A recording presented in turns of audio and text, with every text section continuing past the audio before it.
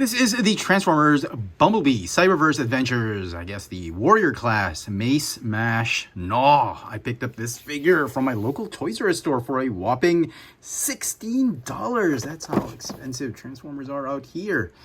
Let's get them out of packaging. And here is Gnaw, the Sharkticon, out of packaging. And I was actually very surprised at how well this figure worked. The figure has all the elements necessary to make a proper aesthetic for the Sharkticon, both in alt mode and in robot mode.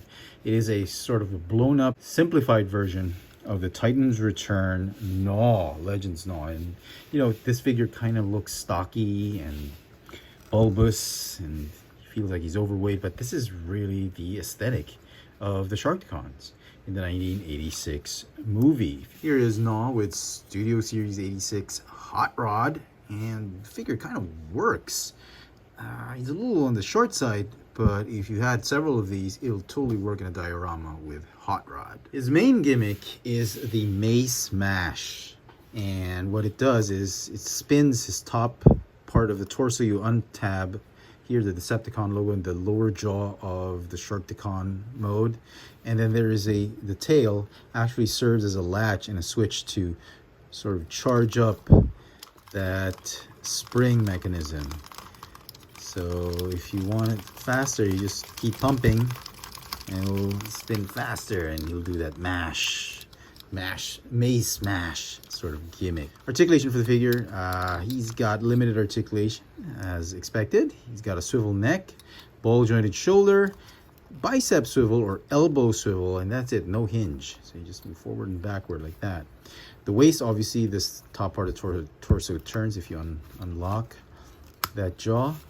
Okay, and then the legs, if you untab them right here, there's actually a ball joint, allow you to move it backward, sidewards, not too much forwards. There is a knee joint right here that just bends a few degrees, and that's about it. No other articulation. And then he's got his tail, the Sharkticon alt mode tail turns into his mace or Morning Star. Transformation, remove the weapon. Okay, go ahead and rotate the arms, the lower arms, and then swing down the shoulders. There's like a hinge right here that you can swing down like that. And then the jaw, just fold it up like this to cover his face.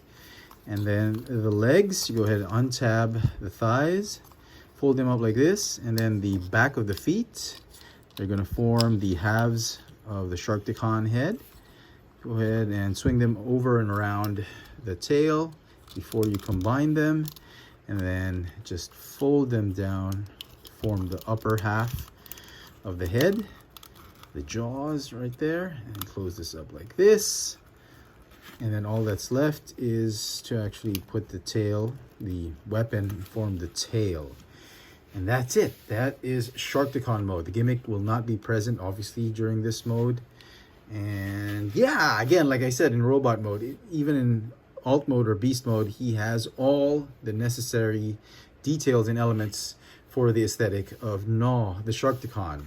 The only probably concern about this figure is that head sculpt. The robot head it's like he's choking on something. That it's a little distracting. I don't know how they could have hidden that. Maybe, I don't know, could have folded up or somehow, but there was really no way to do it because of the gimmick.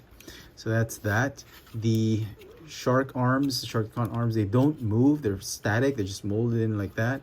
The legs, you can move them forward and backward, and that's about it. The figure is very stable.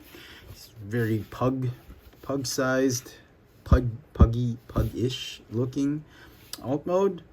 And yeah, he could work. If you purchase a lot of this on clearance, you could totally build an army. And like I said, if you have Hot Rod, he could totally work.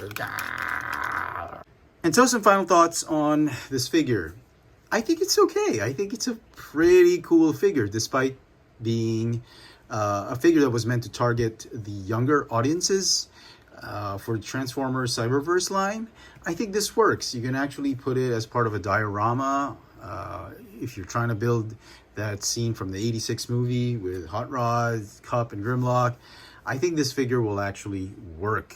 It has all the necessary basic requirements and elements to complete the aesthetic of Gnaw, both in robot mode and alt mode. I just wish there were more articulation, particularly on the legs and the arms right here. Maybe that head, I just wish they could have done something to hide that. Other than that, I think it's a pretty decent figure. It's going to get a 8 out of 10 for me. Let me know in the comment section what you think of this figure. Do you agree with me? Is it something you could consider buying? Hit me up in the comments, and as always, hit that notification bell so you never miss out on any of my latest video reviews. If it's your first time here, please subscribe. Thanks for watching.